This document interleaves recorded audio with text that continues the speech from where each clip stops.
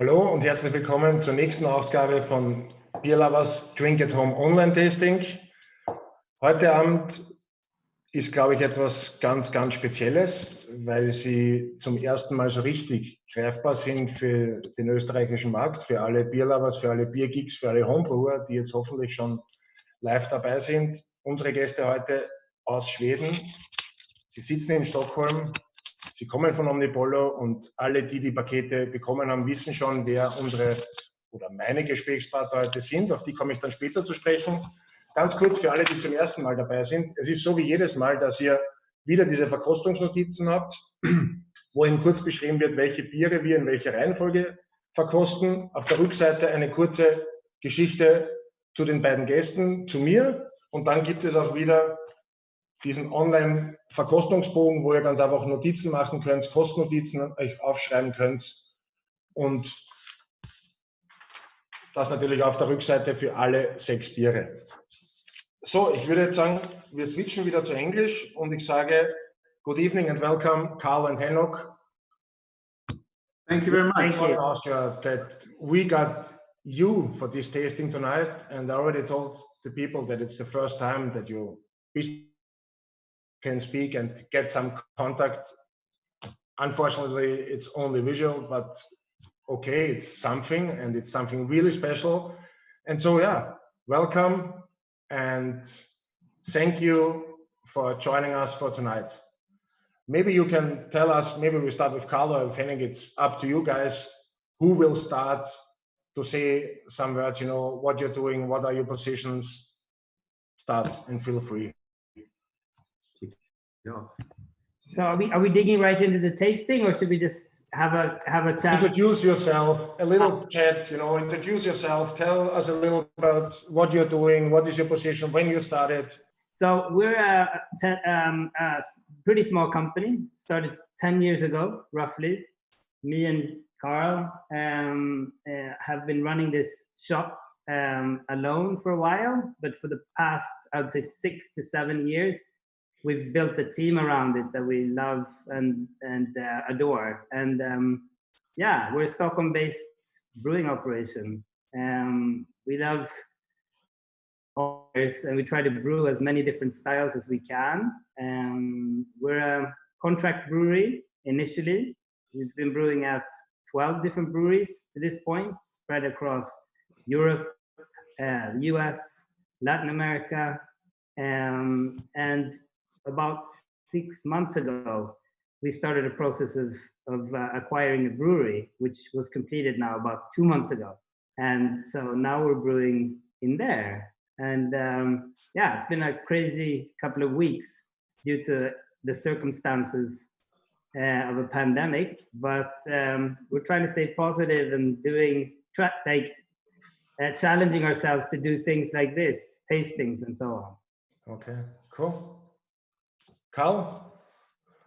Yeah, me and Henok met 11 years ago, approximately, something like 10, 11 years ago. Basically, Henok told me that he had an idea to make a beer, and he wanted me to make some drawings for it. And, you know, we just kept on doing that, and now we're here. Cool. So, Henok, you told us that you started 10 years ago. Only you and Karl. How big is the team today? So we're 11 people at the office, and we have 4 restaurant bars. So I'd say you're roughly around 50 to 60 people working with this pretty crazy hobby project that we started out. So it sounds a lot, but we feel like, you know, it kind of feels like when we started out in many aspects. Okay, cool. And then you told us you're brewing a lot of different beers year by year. Can you tell us roughly how many brews or different beers, it's a better question, how many different beers you did in 2019? We're probably at about, I'd say, roughly. Last year? Yeah. Last year. 50 to 60 is my best guess. But Karl makes all the labels, so he'd be just as not more well equipped.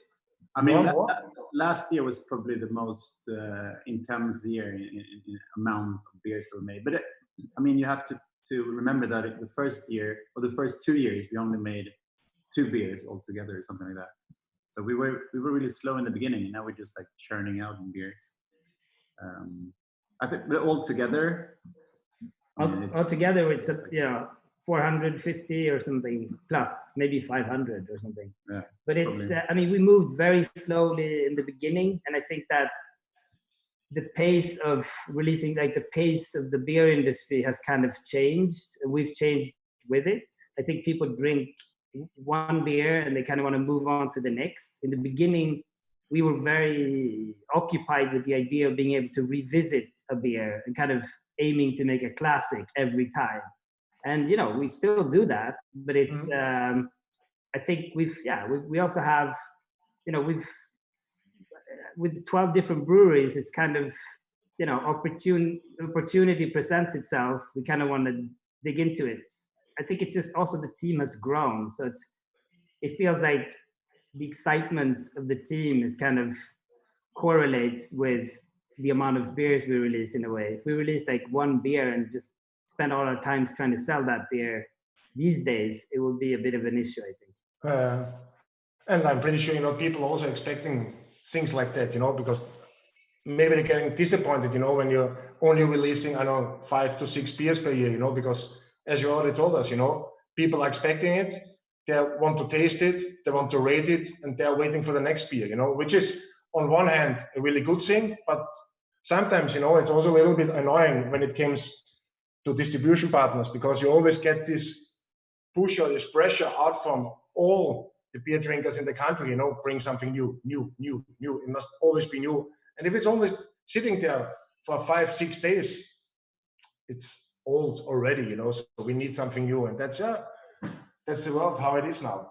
So only one few words about the COVID-19 situation in Sweden, because we hear a lot in the news, you know, that Sweden is going completely the opposite way that most of the countries are going. So you keep the bars open, schools are still open. Is this true, or is this something like media is telling us? I mean, we're definitely no experts on the COVID situation. We are also not experts. And I think a lot of what's being portrayed about or written about Sweden in media is to an extent true, but also not. You know, I mean, it's I wouldn't say it's the exact opposite of what everyone else is doing. I think all nations are doing whatever they feel is best, or their government feels best. I think a difference between, say, the United States and Sweden, for example, is that the bars, they're not closed here, but we still have a lot of regulations. And I mean, I think a lot of people tend to follow regulations in Sweden. You know, they listen to the government and whatnot. Then again, I mean, you see some overcrowded bars every now and then, and that kind of hurts. We run 2 places, 2 bars that are open right now. Actually, but here in Stockholm. Yeah, in Stockholm. Where we're right now, and you know, we have to keep them empty, like space between the tables. We can't let too many people in. We encourage people to sit outside and take away beer and pizzas and whatever. So it's, I think the situation, like the Sweden situation, is a little bit exaggerated. But yeah, I mean, it's a pretty intense time, and it's sensitive times. So, you know, really sensitive times.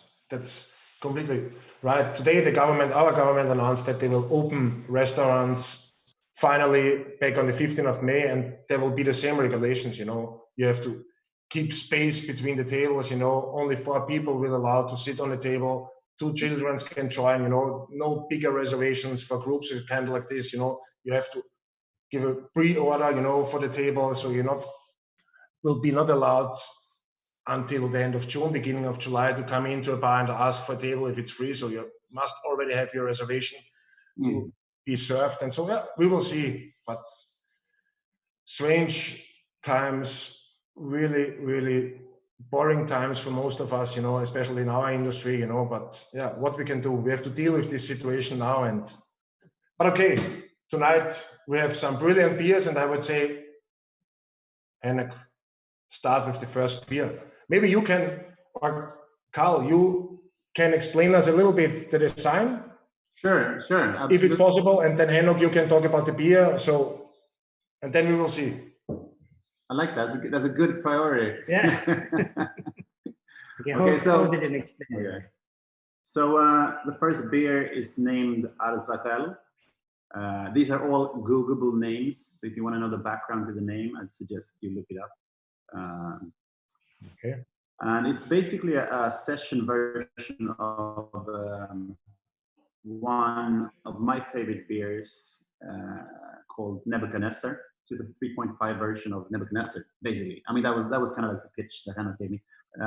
So I wanted to make something that was similar looking to Nebuchadnezzar, but also kind of the exact opposite.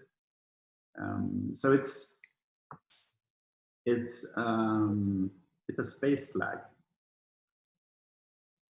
Again. Very nice. Yeah, so we brewed. Any questions on that before I move on? So we brewed a beer 9 years ago or 8 years ago. I can't remember which year it was. 2012. It was about 8 years ago. Yeah. Called Nebuchadnezzar, which is a double IPA. It's like a scaled up homebrew recipe, like that's pretty traditionally West Coast kind of double IPA beer. But at the time, it was quite expressive, and I mean, it still is in one way, but it feels more classic now than it did when we brewed it the first time.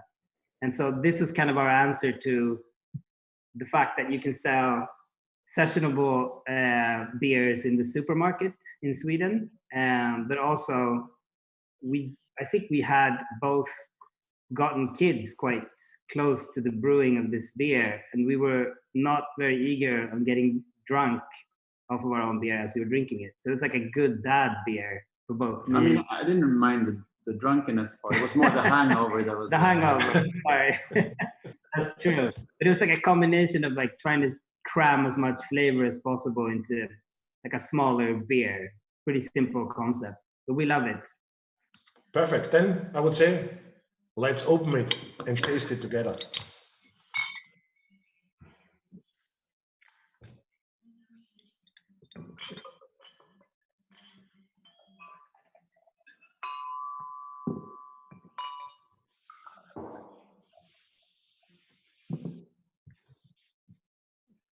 Cheers. Cheers. And again, thanks for joining us for this tasting. Thank you for having us. No. So. I think that this beer utilizes, quite traditional hops. I mean, it was brewed so many years ago now that the new trendy hops kind of weren't Galaxy, and I think this one has a little bit of Citra in it, but I really like how this one kind of like comes across as, on the one hand, kind of new school, like it has this hazy-ish type of hue to it, like more rustique style, but it's also something that we decided to kind of include in our core range because we think it fits the bill of like a classic, if I may say so. Yeah. But after 9 years ago, you brewed it for the first time, huh? Well, if I'm right. We brewed Nebuchadnezzar the first time 9 years ago. So this one was probably more like 6 or 7 years ago. Yeah. Oh, okay. Okay. So that one, this came after Nebuchadnezzar. Yeah. Okay. Can I ask you, have you had this, you've had this in Austria for a while, right? From the beginning on. Very cool. Cheers. So Asahi Nebuchadnezzar is available, but at the moment we're really short of stock. So next week, hopefully we're going to make the next order. We will make the next order. And Asahi Mats at the moment are the best-selling products, when it comes to current business, if you say, okay, we get some drinkers really coming back and buying it. So we are quite happy with those two beers. So that was also the reason, you know, why I decided, you know, to bring it into the tasting, because people already get a clue, you know, and they know what they can get when they buy the bottle. So no, it's a really classic style, really fresh always. That's good. You know, you can smell, get this citrus aroma out. So it's a really sessionable. Yeah, as you told, you know, it's more or less in this hazy category, which is also in Austria getting more and more popular. I mean, yeah, like we were quite heavily inspired at the time by what was going on in the US, which we've been, you know, since the start in that sense. And it was like this kind of like rustique, unfiltered, almost saison like hue to our beers is pretty, yeah, it was a thing for us pretty early on. A bit of wheat, low bitterness, nice, really low beer. Yeah. It's really in balance, you know, it's with a nice, really high drinkability. So it's really good, especially for the summertime when it's coming now, yeah. And also maybe for a hangover. Yeah. It's a perfect hangover. So where you brew this beer? So this Where is beer brewed? This beer is brewed at a brewery outside of Ghent in Belgium called The Proof. And The Proof is run by a family. The husband is called Dirk Nods, and the wife is Saskia. And they work together. It's a family company. And we met them the first time. And the daughters actually joined the company now quite recently, Leontine, which we think is fantastic. We met them the first time 10 years ago. So right when Omnipollo started. And they've been a central part in our entire journey. Our first, second, third, fourth, probably like up to number 10 or something, were brewed at that brewery. And it's still the brewery where we produce the most beer in terms of volume today. So it's brewed at The Proof with Dirk Nods. Cool. I learned, what I heard is that no one really is allowed to visit this brewery. Is this true? Because I know this brewery also for a long time. I mean, it is by far the most unique brewery experience for me. And, you know, I've been traveling, and so has Karl, for 10 years at least, just visiting breweries. I even worked for a company before this where my job was to travel and visit breweries partly. But The Proof is a very special place. It's hyper scientific. It's almost like a medical lab in a way. Okay. But with this also being paired with like a family-owned atmosphere, it's like a very unique experience. I've been lucky. I'm a pretty persistent guy. I've been lucky to visit a couple of times. I mean, we go there, I would say twice a year at least. But we've also worked together for many years. I think it would be very tough for them if they had a bunch of visitors in the brewery on kind of a daily basis. Yeah. Okay. So there's the first question coming. Michael is asking if there is any idea to brew the original ice cream again. Sorry, what was the question? If there's any... If there's an idea to brew the original recipe of the ice cream again. Yeah, so ice cream is a collaboration with our friends at Buxton in England. We love that series, and we kind of bring it back. We bring back the different iterations as demand arises. So if you ask for it, we'll brew it again. But it's also nice to kind of let things sleep for a while. But I mean, surely it's like, again, back to the word of classic. You know, if we can create something that people want more of, we'll do it 100%. So Michael, they can brew it for us in Austria, but then it means we have to take a bunch of. So it will be not then 2 or 3 cases. So we have to buy the whole batch. Yeah, it's okay. We will see. Let's come back short to the proof. There are 12 different breweries which you are contracted with. So that means you have 12 breweries in Europe and outside of Europe where you're brewing beer. How are you deciding at which brewery you're brewing light beers, dark beers?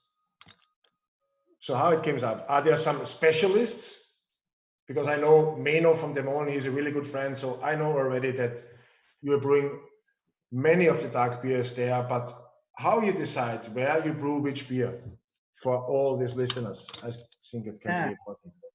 That's a very good question.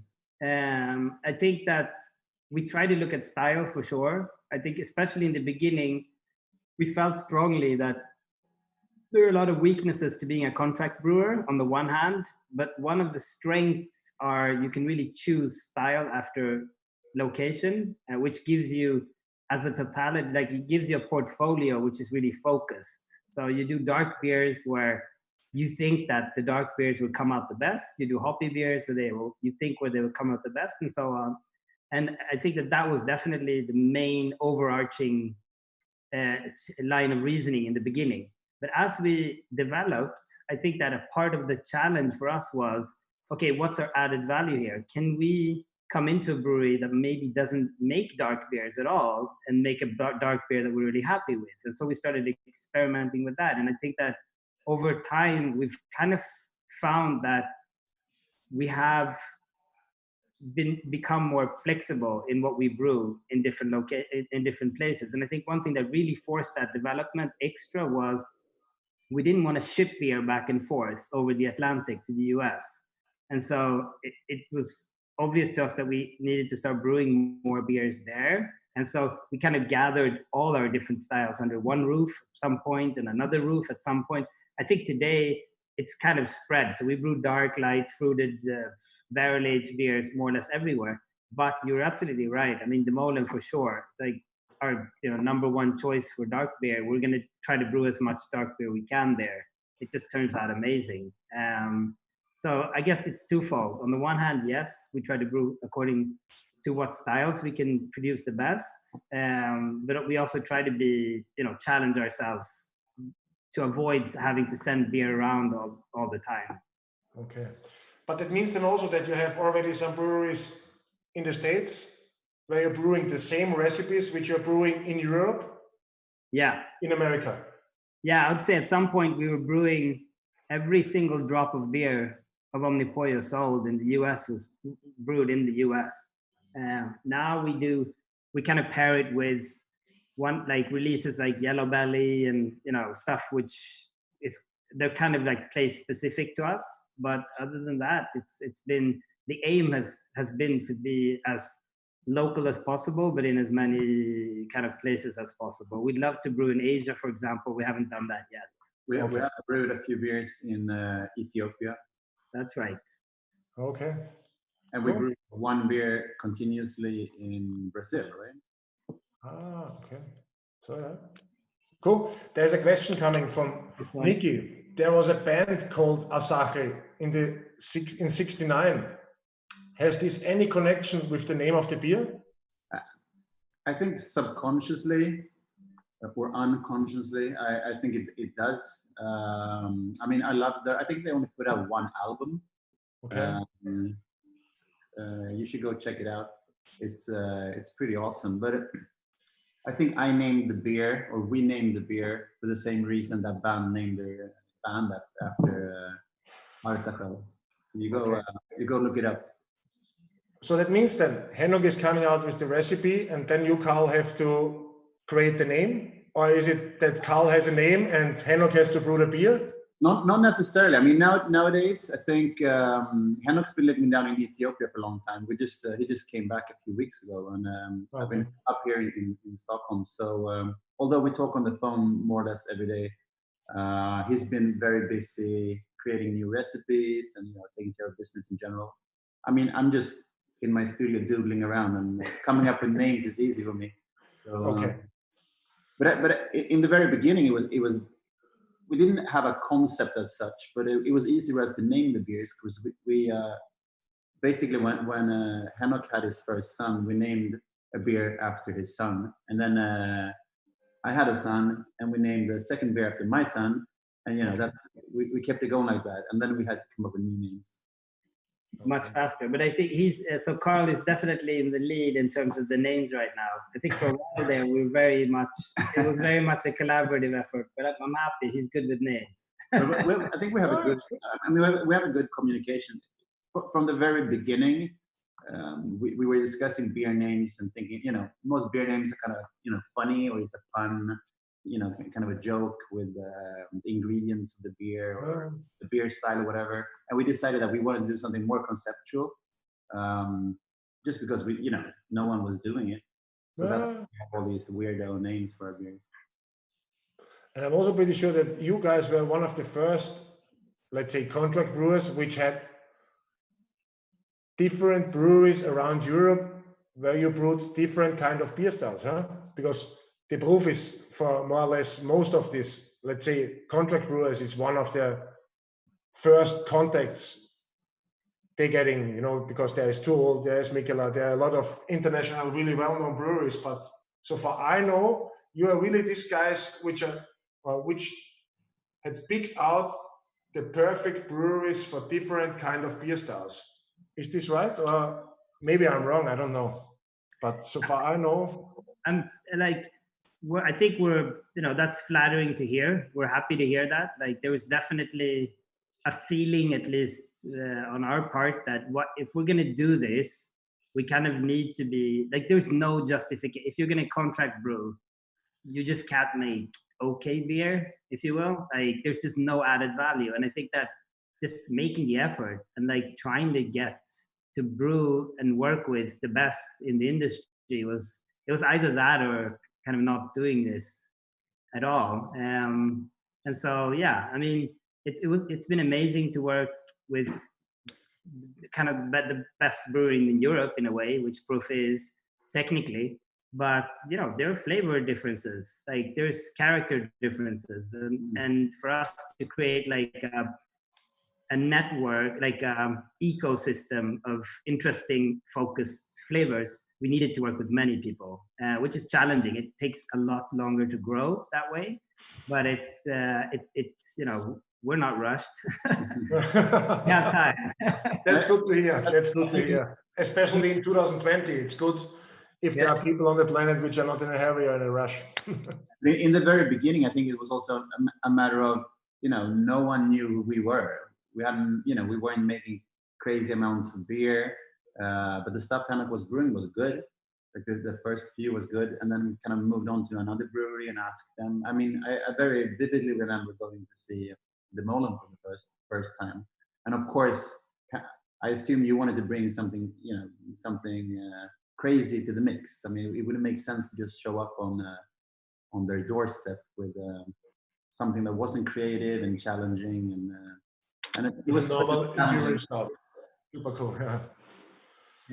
And I mean, Manu is a pretty crazy guy. I mean, we've been to much more traditional breweries than the Molen, but it was kind of like, I mean, it was like a shaking moment. Like I was, we're fans, like we're geeks and fans first and foremost, and producers like very, far down the list. And so just going there was kind of like surreal in the first place. And I think that, it was like, it kind of kicked off this sensation that, we can be a part of this scene and kind of fake it till you make it thing. And, here we are 10 years in and we're opening a brewery. So it's like, Yeah. Mino is a character. Mino, if you're listening, hello from Vienna, hello from Stockholm.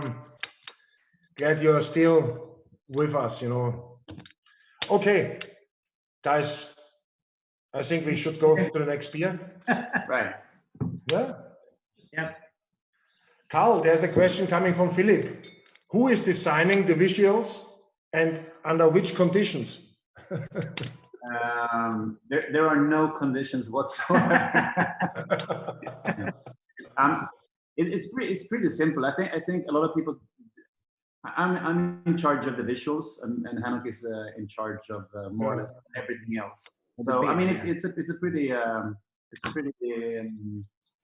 it's a good conceptual brotherhood, and a lot of giving and taking between us. But we have a lot of mutual ideas. We're inspired by more or less the same things. This guy.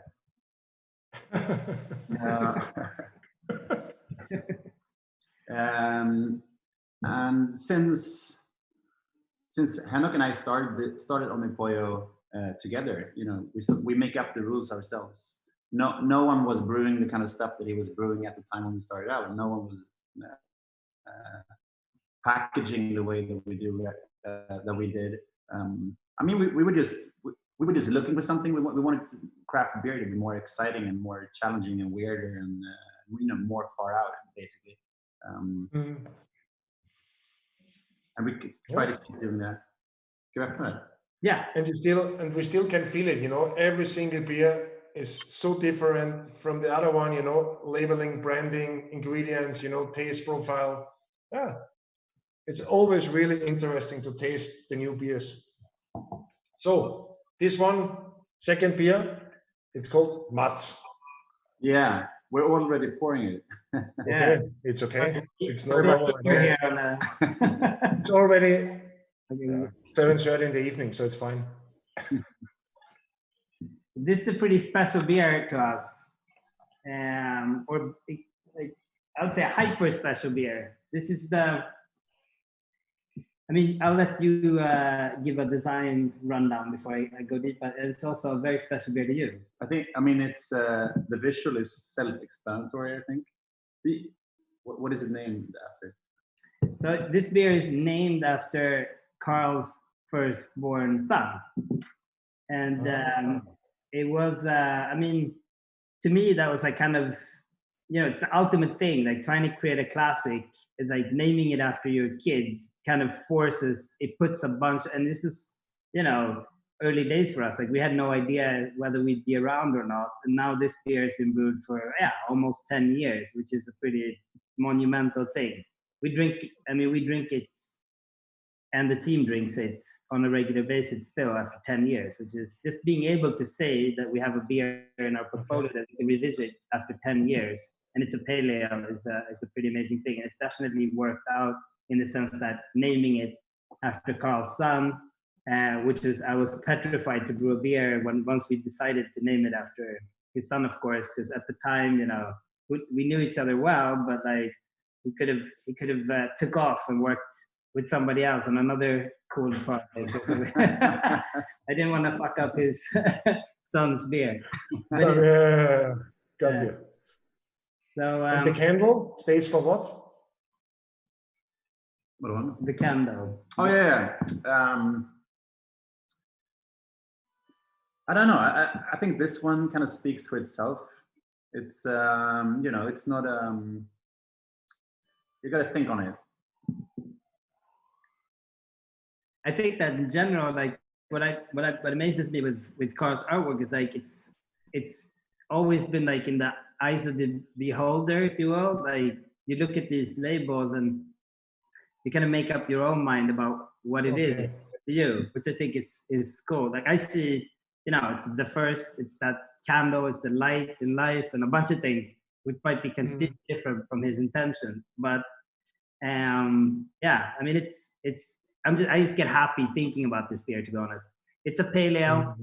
We wanted, again, to cram a bunch of flavor into it. We wanted it to be a classic. It's at 5.6, which we intentionally put it at because we figured it was like the perfect balance between like where we could get an expressive beer out of it, but also, quite sessionable. And it has more malts than you'd think looking at it. It's quite light in color, but it's pretty. It has a pretty full body to like carry up the hops in it. And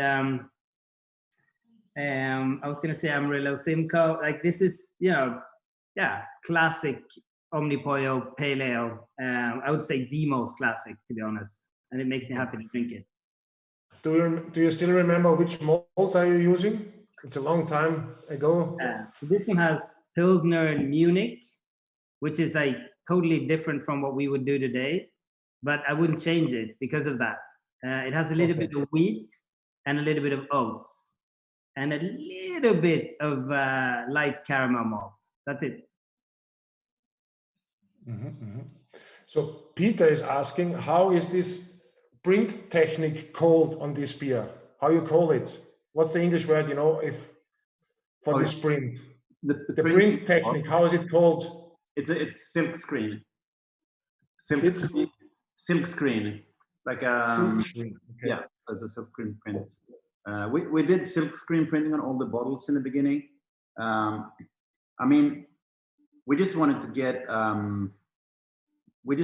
like our ideas and our beers across. You know, we just wanted to express something. We knew that we would be expensive and far out, and I mean, 10 years ago it was a pretty undeveloped beer scene here in Sweden. So what we were doing were, I mean, not only in Sweden, I guess. Yeah, but it's, I mean, we were pretty far out basically. So we thought, you know, why not just like, you know, go the whole way and like make the bottles to use the ingredients you want to, you know. Yep. No one's gonna afford to buy the beers anyway. Yeah. I have a question personally. Are there any plans to, let's say, kill out the bottle of the range and go only for cans, or will you say, oh no, we're gonna always keep the bottles along with the cans? Are there any plans to, for example, for the core range beers, because still you have both available, bottles and cans? Or is it for any specific markets which I told you, you know, no, you have to keep the bottle because otherwise we get delisted in supermarket chains? Or why you're doing both cans and bottles for some beers? I don't know. What do you say? That's a really good question. I think that, you know, we as well as the rest of the industry have seen a shift into cans lately, or the past couple of years. And, you know, we started out with bottles, and some of the accounts that we have prefer it. And, you know, we don't have, as Karl was saying earlier, we don't have to do anything in a way. And so just having the option of being able to choose was, it felt like, you know, survival of the fittest. If no one wants the bottles anymore, we'll go into cans full time. It's quite refreshing now that almost all our beers are on can to actually see a bottle. And it's like kind of how I think about this beer specifically. But I think that more and more will go into cans, to be honest. That's just my general feeling. It's easier to pack. It's sustains the beer well, and the accounts that there are fewer and fewer accounts asking for bottles at this point. But it's yeah. So save the bottles for a later date. It's going to be collector's items. Yeah, like Henok's saying, we started out with bottles, but and I really remember the first time we put something in a can. Like we had a beer in a can. One of saw our own beer. I don't remember which one it was. Yeah, it's a pretty special moment. But it was like, wow. Yeah, like, Omnipollo beer in a can. Yeah. And now it's like more or less all we do. Yeah. But I also enjoy the fact that we're, you know, changing formats and like jumping in between formats, and sort of it kind of amplifies the concept of us working with different people, you know, trying out different things and stuff. Well, it's great, you know, for different markets. No, it's perfect, you know, for different markets, you know, and it's a really good and smart decision. But as you told Henok, no one can tell you what you have to do, so it's up to you guys. And then, what do you prefer? What do you prefer over there? What do you guys prefer? To be honest, you know, that's a good question. I have to tell you, you know, because what we can see now is that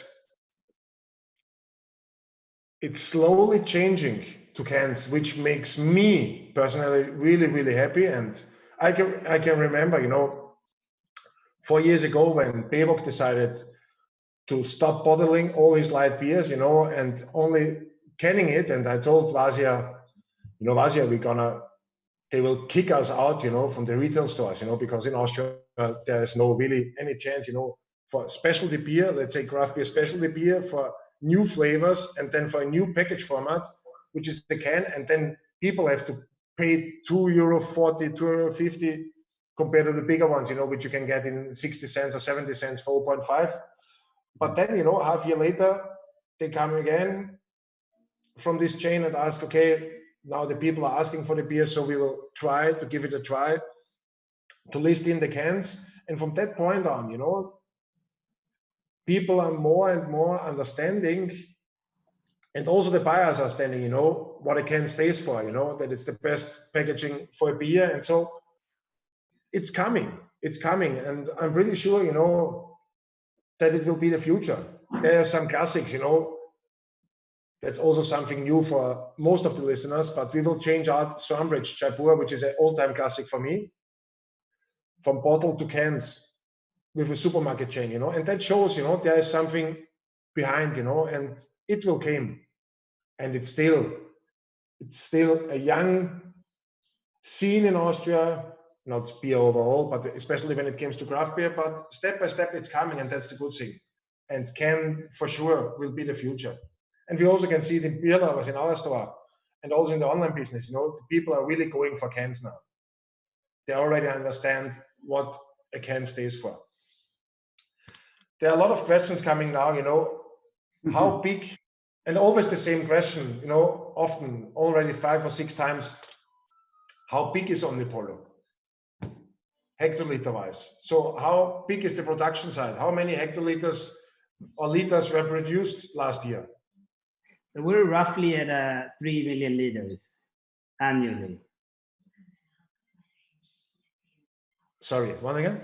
We're roughly Liters. 3 million liters a year. Yeah, that's our annual, like the global production. And 1 million of those would be in the US, and the rest would be the rest of the world. That's kind of every single beer that has anything to do with our company. So it's collaborations, any beer that's sold in the US or in Asia or in Europe, anything. It's roughly around 3 million liters. Yeah. And which is your biggest market after Sweden? Export then, let's say export market, and no US, because US, of course, when you're making there 1 million. So one market that's really sailed up strong is China, actually. So some months China will be our 3rd biggest market after the US, and some months it won't be. But it's become like a pretty significant market, actually. And we sell a lot of beer to England, which is great. I mean, split over the years that we've been there, it's been on average a very good market to us. Everything from 3rd to 4th.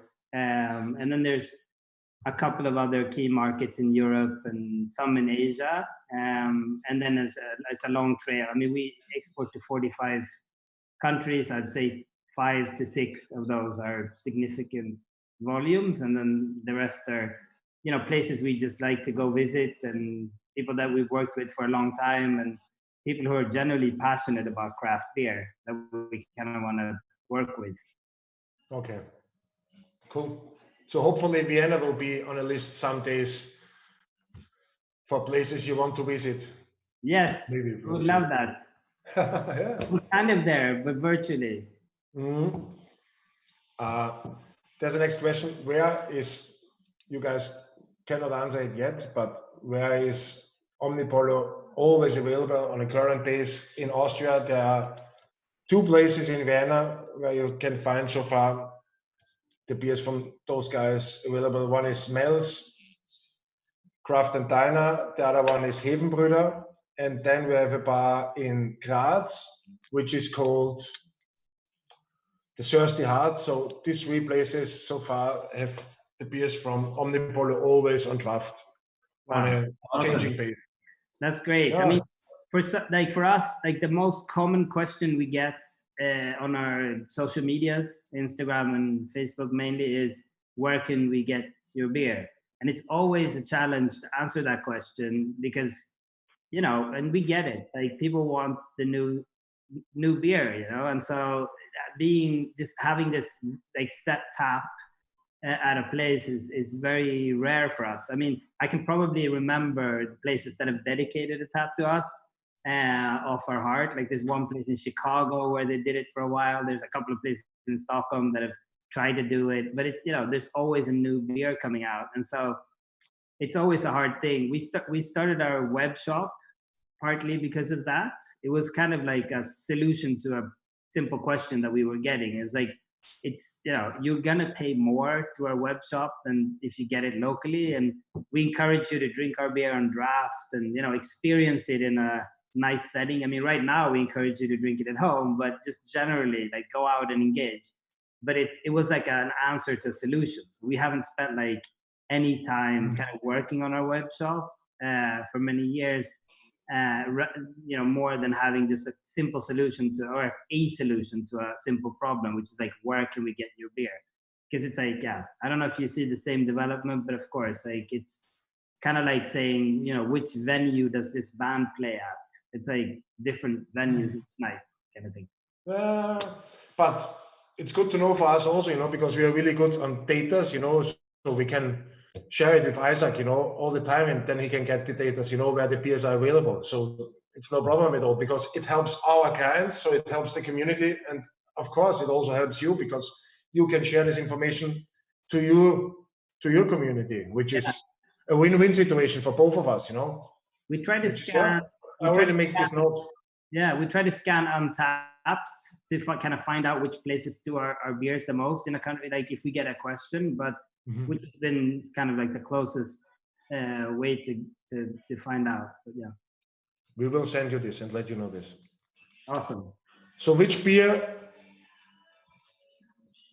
is the best-selling beer out of the core range, let's say? Which beer you sell most? It's actually the first beer that it depends on kind of like what. Yeah, it depends on what the question is. In terms of liters, it's Leon. So it's like our first beer, the first beer that we released. And the reason for that is that it's the name of your first son. Sorry. Yeah, it's the name of my first son. That beer actually had to change name a couple of years ago, 11. But we do that beer at the Swedish liquor monopoly, which is a pretty good channel. We sell it on big bottles. It's become kind of like, I'm overusing the word classic here. But it's in terms of turnover, which I think is more interesting, because it's it's hard to charge a high price point for beer. I mean, beer has traditionally been, the bastard beverage of like the, fine dining world and the fine dining industry and what have you. And I think that the fact that like in terms of turnover, the winner in our portfolio at least is Noah Pecan Mud Cake, which is like a 11 ABV pecan pastry stout. I think it's a pretty weird situation as a commercial brewery to have an 11% imperial stout as like your number one selling beer in a way. But I guess that's the kind of like two-sided answer. Cool. Okay, are you ready for the next beer? Yes, let's do it. We're always ready. We bit a glass. Yeah, we should change. We'll switch our glasses here. What kind of glass do you want? Okay. Before let's go. Okay. All right. Good on that. Okay, so Karl, do you wanna do some art background? Zodiac, can you see? Yeah. It's another space-themed can. I mean, the more I think about it, all my graphics are self-explanatory. But this is a zodiac, like the star signs, but probably from another galaxy, I would say. Sounds good.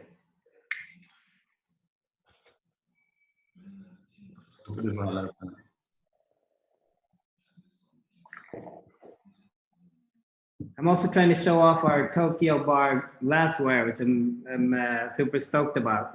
This video is crazy. Okay, maybe you can see it now. Can you see it? Yeah. Now it's in, yeah. That's the glassware from the Tokyo bar. Yeah. Yeah, exactly. Jesus, I'm like totally getting out of it. Okay, here we go. There we go. Can you see it? Yeah. Cool. So yeah, I mean, we're kind of like doing the like core range kickoff to this tasting, which it is. I mean, it's fun and like given how much we sell of these beers, it's weird how little we talk about them. I would kind of think that if you were a big brewery selling one beer or 3 beers, you'd talk about them all the time. But these were, I think the self-explanatory aspect of it's kind of like we have overconfidence in the fact that these beers kind of like speak for themselves and stuff. I think it's also a matter of them being around for a long time, you know. Yeah. We would never take them for granted. I wouldn't say that, but you know, they're just around, and there's like you know, there's other babies that need our attention. Yeah. Oh yeah, there's a background. Look. Yeah. Yeah, but I think, you know, people, you know, when you want to build a community, it's also important that the people get something like a little bit of an understanding, you know, for what Omnipollo, with what kind of beers they started, you know, and what they want to stay for, you know, and these beers will be all time available, you know, and if you want to get a new classic beer, then this can be one of those beers, you know, that you can brew extremely weird beers and special beers. That's already known, you know, but I think it's really, really important that the people also can see, you know, there's also, I like Omnipollo and I want a classic, like a pale ale, which I can drink the whole night. Then, okay, I know there's Mats. If I want an IPA, there's Zodiac. So that's also important in my opinion, you know, because we are living 100%. changing world, but on the other hand, you know, there must be some classics which people can remember, you know, and when they see it on the shelf sitting, okay, I know this beer. It's from Omnipollo. I know they're doing really weird stuff, really experimental stuff, but they also do a classic pale ale. And so that's something, you know, which is, in my opinion, really important also for a brand like yours, you know.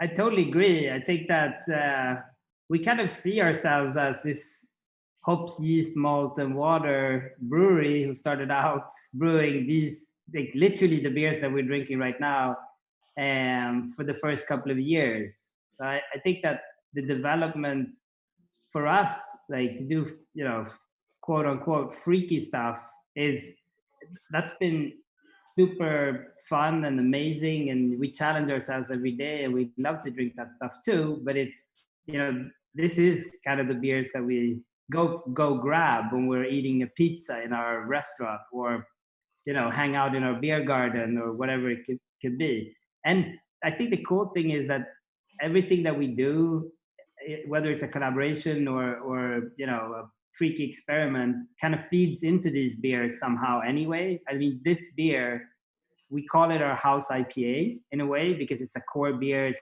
been, you know, it's something we keep on revisiting, but it's very heavily inspired by beers that we've done in like a much more extreme category, like double and triple IPAs and so on and so forth. It's just kind of like trying to bring the best parts of that into something that's drinkable and yeah, you want to come back to. Yeah, and that's important, you know. If you must have something which you can drink to your pizza in your beer garden. Absolutely. That's volume, and that's. I think we will also. It's always been important to us to not necessarily define a certain core range as such. I mean, you know, you could qualify this as being part of some sort of core range to an extent, but you know, times are constantly changing. Obviously, you know, look at the state of the planet Earth right now. And things kind of come and go. And I mean, this beer would be pretty extreme when we started out, for example, like 11 years ago, 10 years ago, this would be a super extreme beer. I mean, you wouldn't see anything like this in Sweden, at least. So, you know, beers kind of come and go. This one has stayed. That kind of makes it a sort of quote unquote core beer. But it's important to us not to, you know, like I was saying before, like take them for granted, or, you know, we keep moving.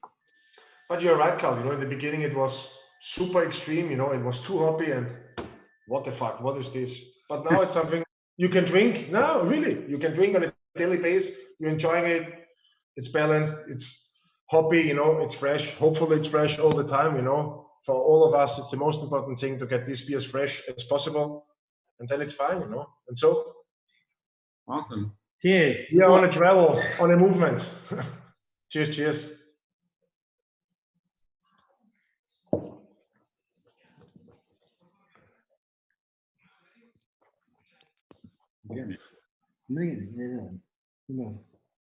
I think, yeah, again, it's kind of like the theme goes through, but I mean, I guess that's house flavor or idea or concept or whatever you want to call it. But it's the lightness of a beer like this is really important to us. But we also want a backbone that kind of supports the hops, and we try to keep a very low bitterness. So like straw color, again, oats, a pale ale malt, and some wheat, and an expressive yeast strain that we like, and a bunch of hops. That's all you need, kind of like keeping the amount of ingredients low is this end of our portfolio, like spectra. I mean, we try to keep, it's weird for us to say that we try to keep the amount of ingredients low. I think even for fruited sour beers, we've kind of concluded that keeping the amount of different fruits in a sour fruited beer is better for complexity. Like you want, like the one dimensionality of a pineapple sour beer is actually like it lifts the experience more than having 6 different fruits in it. And so like it's really something that we enjoy a lot now. It's like simpler, more scaled back recipes on the one hand, but focused and expressive also. I mean, we're about flavor, so but it's a balanced thing. Mm-hmm. It's good and weird to hear it from you, Henok. So that means that in the future you will get really focused more on one flavor to bring it really straight into, as you told, in pineapple. So it will be not a fruit punch, especially when it comes to sour beer. So it will be a sour beer, but then extremely focused on one kind of fruit. I think so. Yeah. Right. Yeah, I think so. For me personally, like that's kind of the second to last beer that we're gonna drink is a perfect example of that. It's like simple, one-dimensional, like one fruit is actually better for me than 10 fruits. And because otherwise, and it's the same with hops. It's like you use one hop or max 2, which is kind of, I think rarely, very rarely do we use 3 different hops. It's kind of much more interesting to me than having this like generic wall of hops, you know, coming. But it's also at the moment it's kind of popular, you know, they're using this to do this single hopped IPAs, single hopped pale ales. It's getting more and more popular again, you know, from not only from your side, most of the breweries are doing at the moment, you know, single hopped beers. That's kind of something which is coming back and which is also good in my opinion. Teresa is asking, do you have any other brew pubs around Europe except Stockholm? Or is there any other brew pub in planning already? Or is this place in Tokyo having a brew kit inside the bar?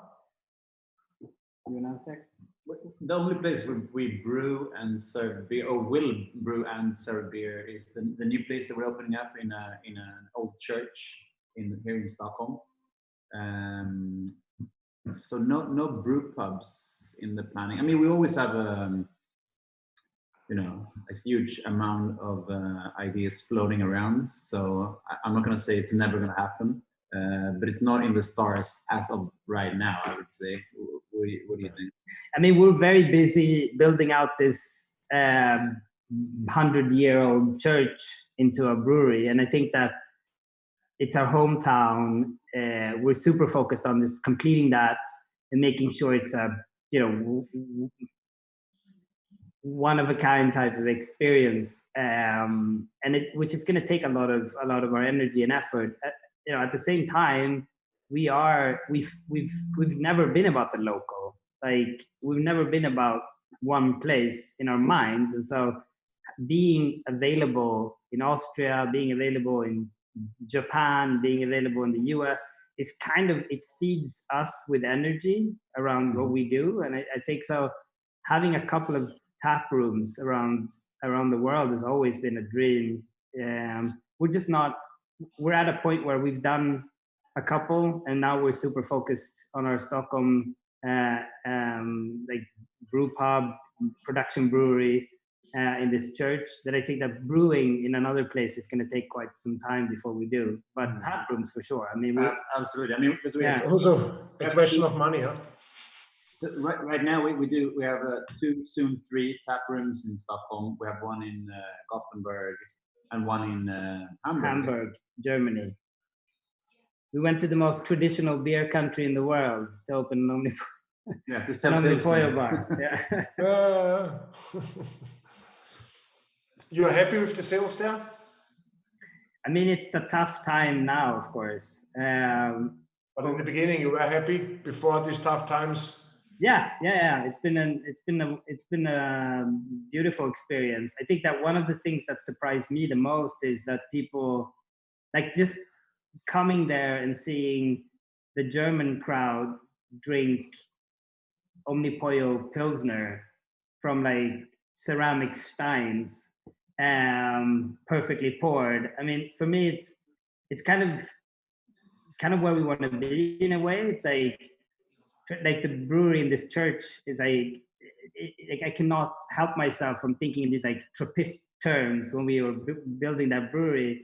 In the same way that having a bar in Hamburg was kind of this idea of being super traditional in terms of how we do our Pilsner, but also very, very different, like a different natured thing in terms of how we do everything else. And I love that contrast, but it's been great. I mean, it's a fantastic place. You can also drink in the street in Germany. You can't do that in Sweden. So it's been like an amazing feeling to be able to stand outside, and we have like a window where we serve the beer outside of the window, which is very cool.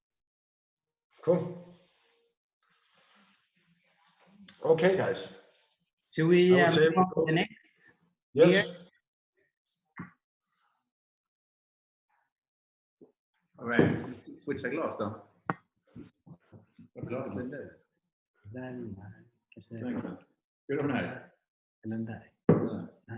Okay. We have a hard time choosing glassware. Okay. There's a good question coming out. Ooh, wait. I was a little bit too slow. Nikki is asking, there are a lot of craft beer breweries popping up at the moment. Are you worried that a lot of bad breweries are entering the space who will damage the image of the whole industry?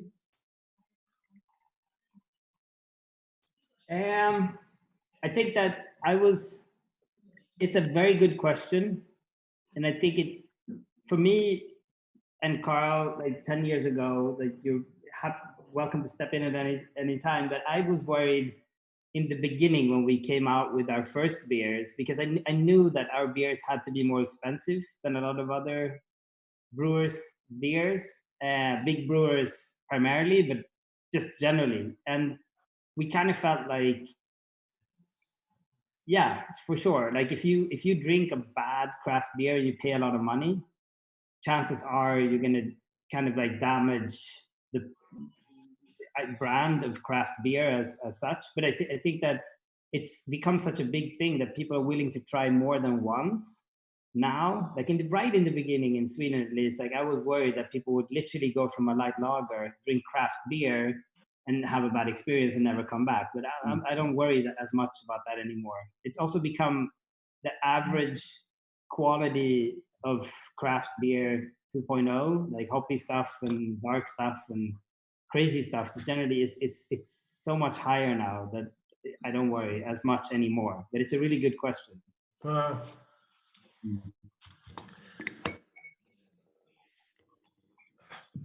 agree. It's really also about the education, of the consumers, that they get more and more an understanding, what craft beer and what specialty beer means, what freshness means, and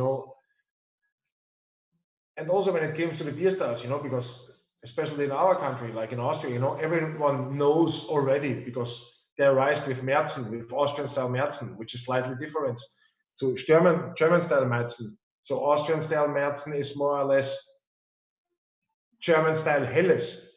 So that's what the people are grown up with, you know, but then it comes to an IPA or an pale ale. So we have to educate the people, you know, the consumers, all of us, you know, we have to help the whole industry to show them, you know, how a perfect IPA or pale ale should taste and look like, you know, and that's the point, you know. And then, of course, sorry, you always can get the hands on a bad beer. But then the most important thing is that you know the difference between good and bad. And then it's up to you as a consumer, you know, what you will do in the future, because you don't can say, oh, well, craft beer is bad.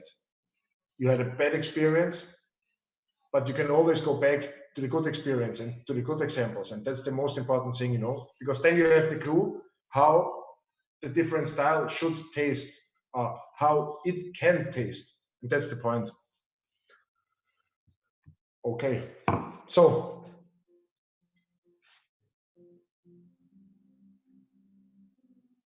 yeah, so for this one, I think we need to begin with saying a few words about it. This beer being a collaboration. It's a collaboration. I think that just generally about collaborations for us, it's like every single beer we've made so far, except the past two, because we brewed it in our own brewery, has been collaborations in one way or another. I mentioned Dirk at the Proof earlier. You mentioned Menno. We talked about Buxton. I think we have been entirely feeding off of this like collaborative atmosphere that exists in the craft beer scene. And I think that it's really been like we've fast forwarded our journey. Like this would take us 100 years. Like to do these beers that we've done up to this point would take us 100 years if we didn't have these amazing brewers around us, these amazing friends. And so this beer is a typical example of that. It's one thing that's a bit special with this beer for us is that it's entirely Swedish. We haven't collaborated with that many Swedish breweries up to this point. And so I'm going to mention them. We have Morgondagens.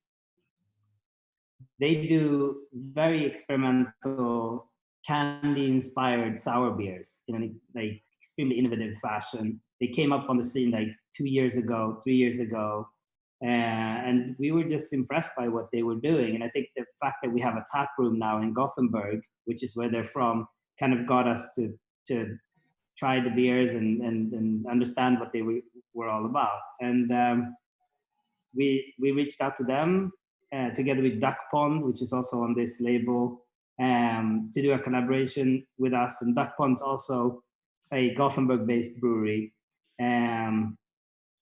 at a brewery called Dugges. So this is like an entirely Gothenburg-driven. So Gothenburg is the second biggest city in Sweden. We have a pub there, a bar there.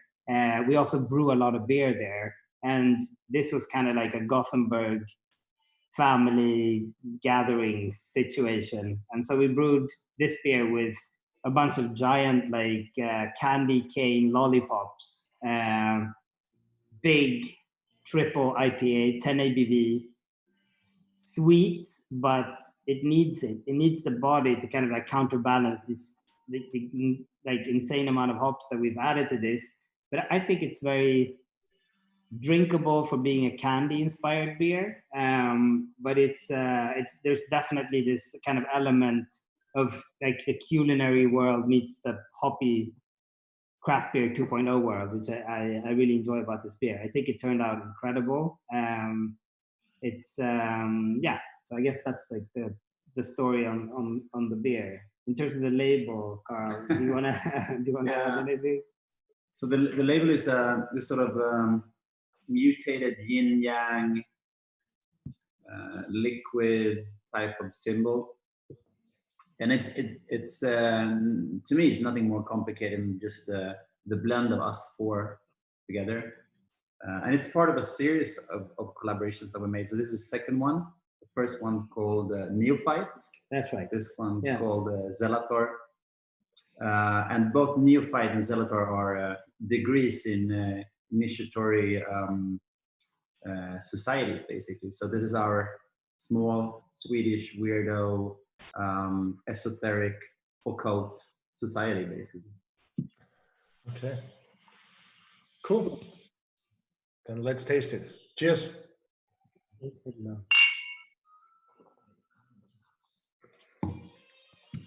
Henok, there's a question from Teresa. Is duck pond the former...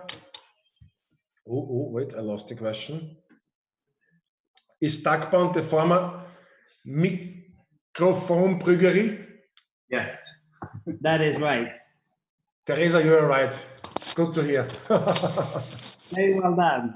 So yeah, we had to change. So the first label, the neophyte that Karl mentioned, the first collaboration actually had the Mikrofonbrüggerie as the collaborator on the label.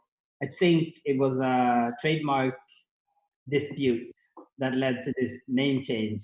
I think that, so he is the singer of a pretty famous band called Millencolin, and that's why microphone is mikrofon in Swedish, so that's why the old name, Mikrofonbrüggerie. Okay.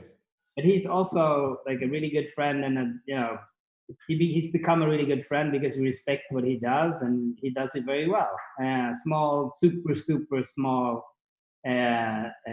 brewing setup, but he also explores contract brewing and kind of tries to be at the forefront of what's happening in Gothenburg and Sweden, and brings out these amazing hoppy beers. And I think that one thing that's fun about this beer is that you can kind of draw the link between hops and candy pretty easily if you kind of try to think of these two conceptually. And I think that this one really tries to marry the two. It's like hop candy, if you will.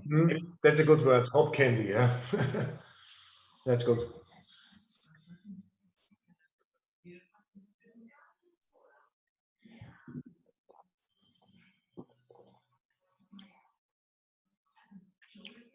It's a dangerous beer as well, huh? It's really dangerous. I mean, yeah, drink with care. Yeah, always. But this one is really, at this nice balance of hoppiness, of sweetness, which is quite easy to drink, but in the end, it can be really dangerous. Yeah, yeah, for sure. So this one is brewed at Dugges, which is the last brewery on the label. Probably our oldest friends in the brewing industry in Sweden, together with a handful of other Stockholm or regional brewers here where we're based. But they do, I mean, they're also incredible people, more or less a family-run company with incredible employees. We brew a lot of our beers there, like Fata Morgana. Mm-hmm. The last beer that you will be drinking tonight, which is the Noah, is also brewed there with them. We love those guys.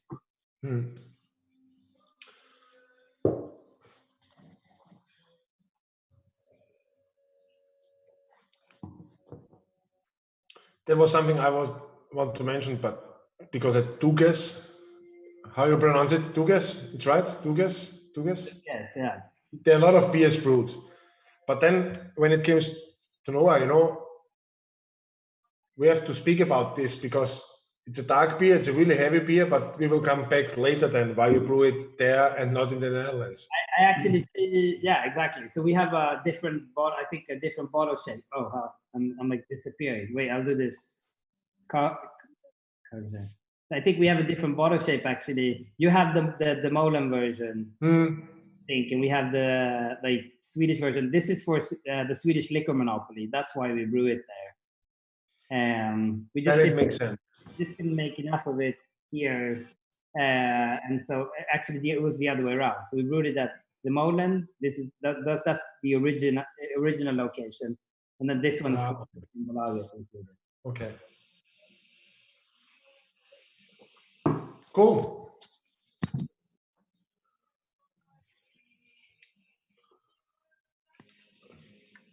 Let's open this baby, huh? All right. So we're bringing out the heavy gut. This is when we get drunk.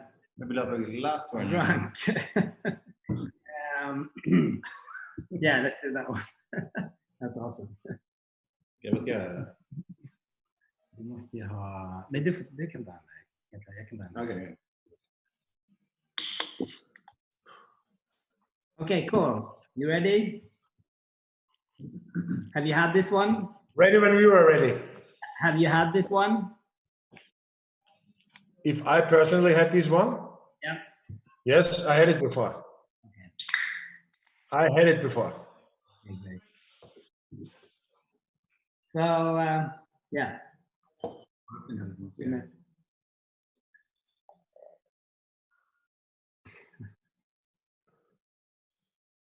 This is a pretty big can, so I hope everybody is sharing. Not you, but I will also share it later.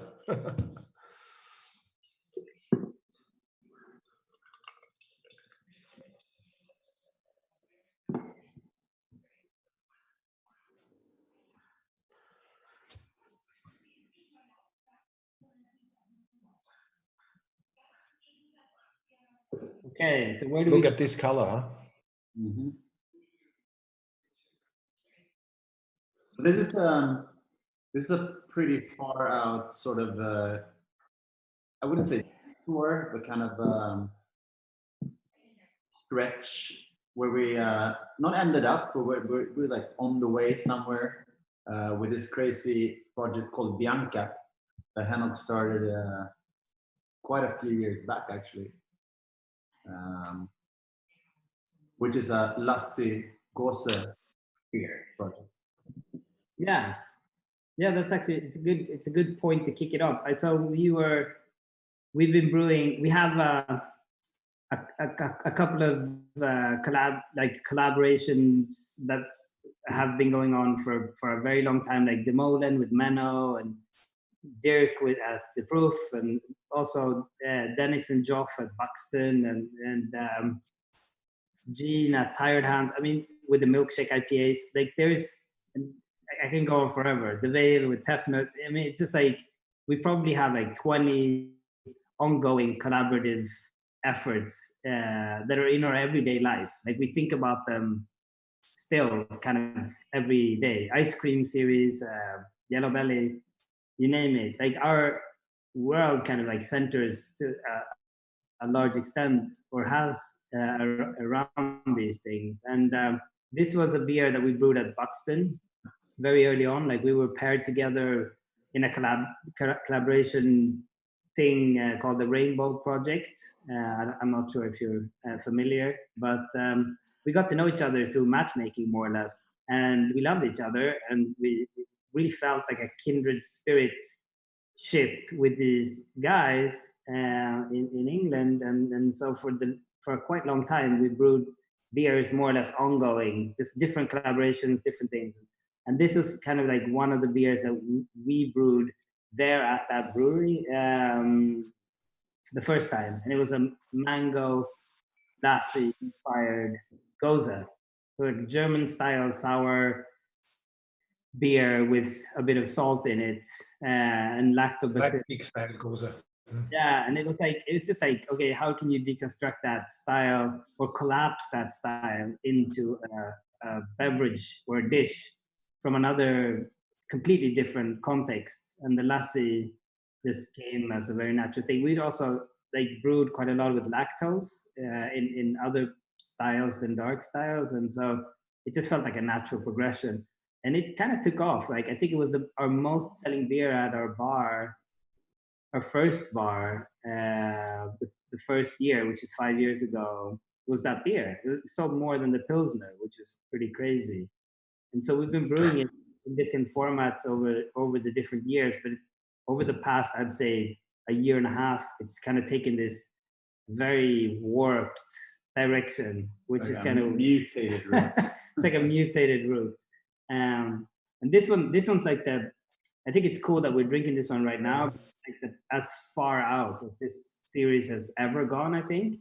But I think it works. And one thing that's cool when I'm opening the can right now is, so this is a blueberry maple chocolate peanut butter pancake lassi Gose, right? And when I'm opening it, I can kind of feel the nibs, like the chocolate actually been accentuated over time, which I think for a sour fruited beer to get chocolate is pretty rare, but it works somehow. I think. And it's kind of unique, in my opinion. I don't know if you know other breweries which already did this in the past or before. Yeah. Yeah, I mean,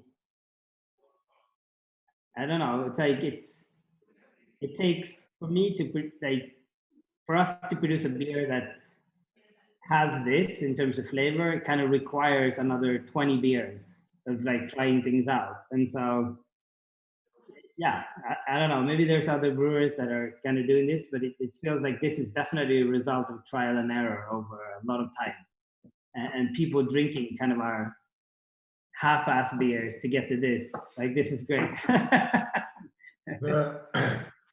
Cool. Henok, when it comes to food pairing, have you any recommendation with what kind of food you can pair this? With this one? Yes. Yeah, that's pretty bold. Ice cream? Like Indian food.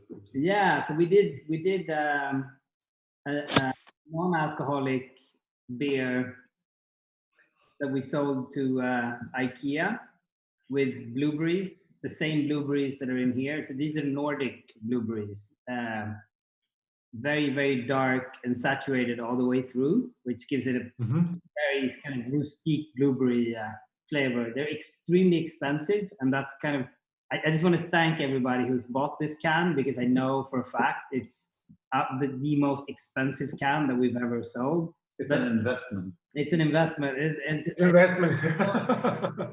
Amazing. Yeah, I just want to thank everybody. Like, really, like, I mean, the fact that people bought this as a part of a package is kind of amazing to me, because it's really like the most expensive beer that we've ever produced that's non-barrel aged. I think, anyway. Yeah, and so and one of the reasons for that is that these berries are extremely precious, but they also give this, like, don't get this on your clothes. Like, it's super, super dense and intense in terms of flavor. But the beer that we brewed for IKEA has these berries as well. And I know, because I spoke to a person there the other day, there's apparently been some type of vanilla ice cream pairing to this, which I think would work very well. I can imagine to pair with an ice cream. It's cool. It's really, really nice.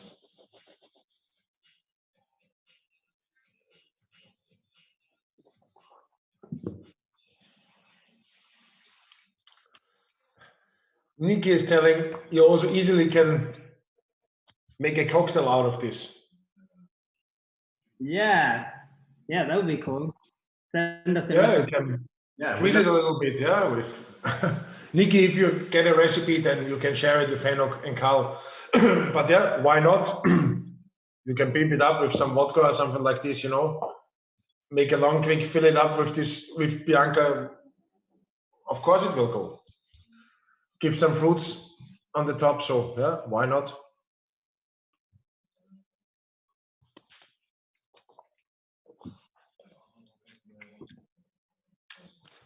It's perfect. Matthias is asking, what means Omnipollo translated to English?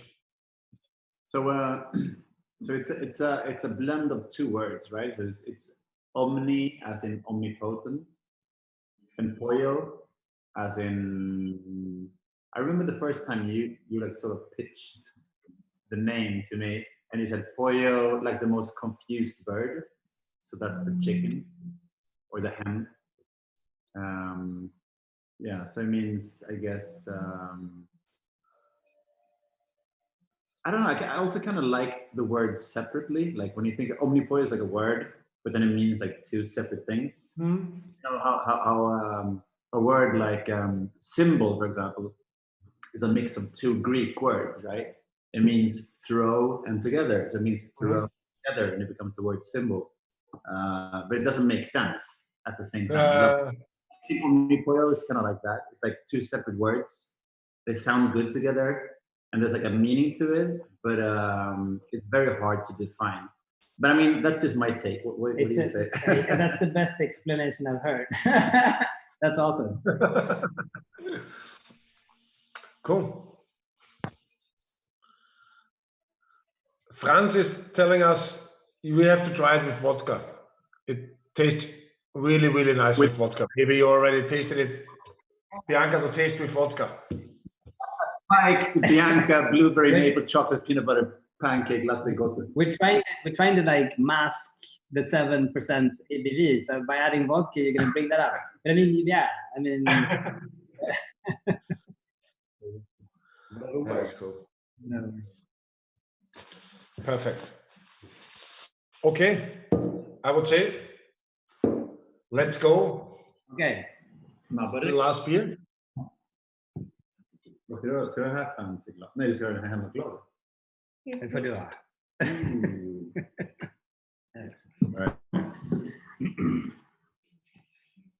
I'm going to use this fancy Henok glass from the Vale. The Vale, yeah. The Vale, the definite, yeah, it's not the Henok something glass. I think it's It was made in your honor. the stuff.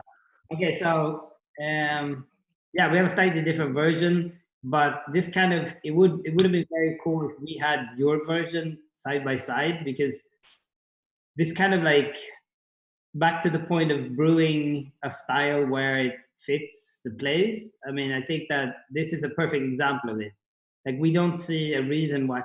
I think that Omnipollo, rather than trying to grow volume over the years that we've been around, is trying to grow the idea, right? And so by being able to transmit the idea through a brewery in the Netherlands or in Sweden or in Connecticut or wherever it can possibly be, like that's a very powerful thing, I think, for us. So it's cool. It's cool that we're drinking two different versions. Yeah, that's true. I mean, you have to say something about this artwork, because it's probably like our most iconic artwork. That's true. The artwork for Noah is to a large extent thanks to Henok, actually. I remember us being on, imagine saying this now, spring 2020, but we were on an airplane a bunch of years back. I was a little stressed out over having to come up with a label for this. And Henok, I think you saw, either it was like a sketch in my sketchbook or something like that. And he said, you can just use that. So I did. And now we can't get rid of it. You should see Karl's sketchbook. It's pretty amazing. I can imagine. Okay, I'm going to get some power for the computer. Oh, that's cool. So, and what is the story around Noah then? Yeah, okay, so this beer was brewed about 5 years ago. I think, again, like our journey into the culinary world, it kind of took off in an ambition I had when I was younger to become a pastry chef. Like, I like sweet things, pastries, baked goods, and it was a kind of a way of, I mean, this is a very decadent style, like an imperial stout, dark, big, thick, rich. It lends itself very well to added elements like vanilla, coffee, chocolates. Very traditional now to do those things, but I think that some of the early craft beer moments for me were kind of drinking the great stouts from breweries near and far, and we kind of wanted to take it like in a direction where we tried to mimic this chocolate pecan thing that was going on. So this beer has, it's again, we don't only work with family-run companies, but it's a company in Sweden that makes aromas for anything and everything, and we have come to know them over the years. and we've traveled to their factory. They just kind of it's a warped thing that you can kind of like use technology to do what this beer kind of does, and we wanted to play with that theme, and so we created this beer, which has this element of natural vanilla, but also pecan extract, which is produced, of course, in the highest quality manner you can do it for what it is, but it kind of like warps the idea of what beer can be, which we thought was super interesting, and people loved it, so we kind of continued to produce. Cool.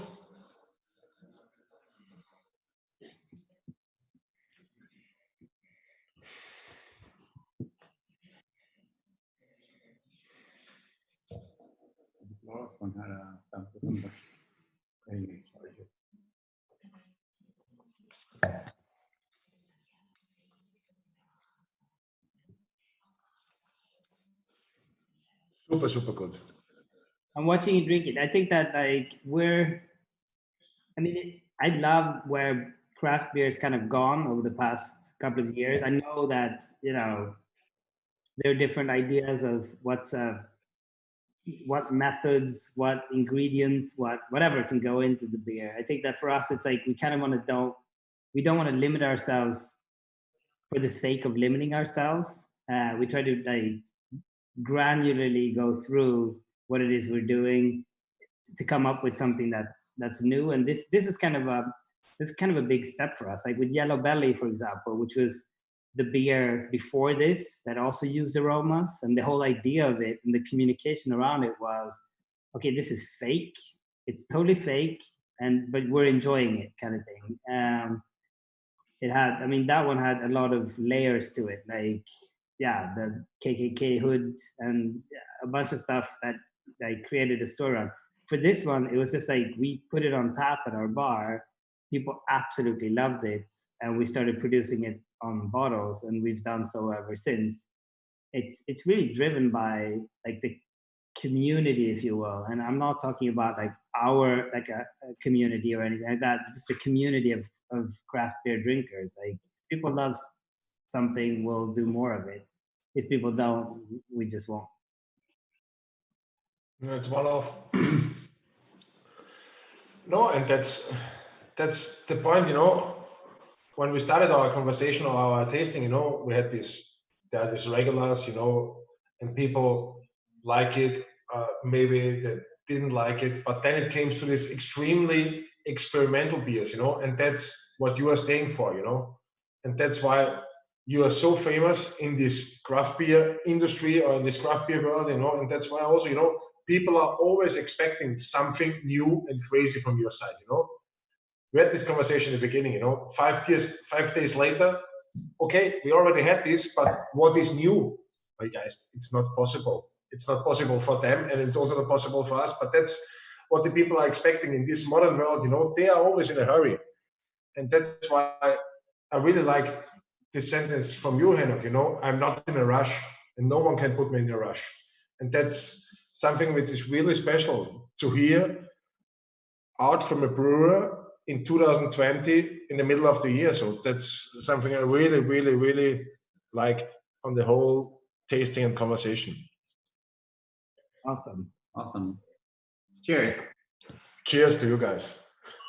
This is a pretty cool experience actually, because I think that, just being on video, like we're not big on video at all. I think we've been, we just haven't been good at it. I just have to give you a heads up. We have 1% left on this computer's battery. 1% left? Okay. But we can just switch. Yeah. But I think that one thing that's pretty cool about this is that just having this sense of experience through this beer. I think this, out of all the beers that we've tried, I don't know if I've had enough beers to kind of feel this thing. Oh, also leider haben wir gerade ein technisches Problem, so wie es aussieht. Henok und Karl sind kurzzeitig aus dem Bild verschwunden. Ich hoffe, sie kommen bald wieder, aber bis jetzt kann ich euch nur sagen, dass dieses Tasting einmalig ist. Sie sind zwei Charakter. Sie stehen für das, was sie machen. Es macht irrsinnig Spaß, ihnen zuzuhören. Die Biere sind sehr durchwachsen. Es ist eben diese Core Range, von der Sie eben selbst sagen, das waren eine der ersten Biere, die vielleicht jetzt nicht mehr so in Ihrem täglichen Blickfeld stehen, aber Sie trotzdem Spaß hatten, auch diese Biere zu verkosten. Und dann die letzten drei jetzt vom Gelato, Bianca, Noah, Aon, jedes Bier extrem, aber trotzdem genießbar, und es macht wirklich, wirklich Spaß, diese Biere zu verkosten. Und Michael, ich sehe deine Frage und ich hätte sie jetzt gestellt wegen diesen Noah und Aon, was die Geschichte dazwischen ist, und ich glaube, sie kommen noch einmal zurück und dann werde ich diese Frage stellen. Du brauchst dich nicht entschuldigen, wir müssen uns entschuldigen, dass wir nicht sofort auf diese Frage eingegangen sind, aber es kommen so viele Fragen und das müssen wir. Perfect, guys. So, Henok, there's a question coming from Michael for the second time. What is the story behind Noah and Aon? Okay. So Bianca, the beer we had prior to this, was also named after a child. I think it is one of my godchildren, and so is Noah. So these are kind of the beer names in our portfolio where we haven't made the effort to check brands, trademark. It's just been entirely emotional. I think that a lot of things that we did early on, but also later, has kind of had that touch to it, and so we just lost the right to call it that for a while. I think so. Noah it's not an energy drinks company, but it's a beverage that you drink to calm down. Apparently, it's a pink color bottle sold in a bunch of stores around Sweden, and so they just weren't happy with us. But we actually got it back. So that's the happy ending, hopefully, version of that thing. But yeah. Okay. No, it's good to know. Now we have an answer, Michael.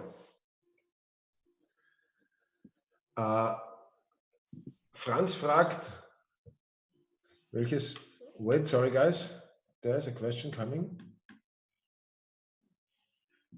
It's a question going to me. Franz is asking, which beer is my favorite out of this tasting? So from the core range, let's say, okay, there's Gelato, there's Mats, and there's Zodiac. They're all completely different, but when I have to pick out one, which I can drink on a daily basis really and enjoy it, then it's gonna be the Pale Ale, it's Mats. And then it's getting complicated. I'm a big fan of all sour beers, Gose, kind of this, Lambics, and so Bianca is my favorite at the moment, out of this tasting, exceptional the core range beer. So Bianca is my favorite. It's really complex. It's so complex, flavor-wise, taste-wise. The magical thing is to bring all this flavor together in one beer and still have this saltiness kind of aftertaste with all these ingredients. That makes it so special, in my opinion. That's my favorite beer out of the 6 of the night. That's awesome. Awesome. Cheers to that. Thanks. I will go back to Bianca. Cheers. No. So I would say, let's make now the last round for questions. If you guys have more questions, then please let us know.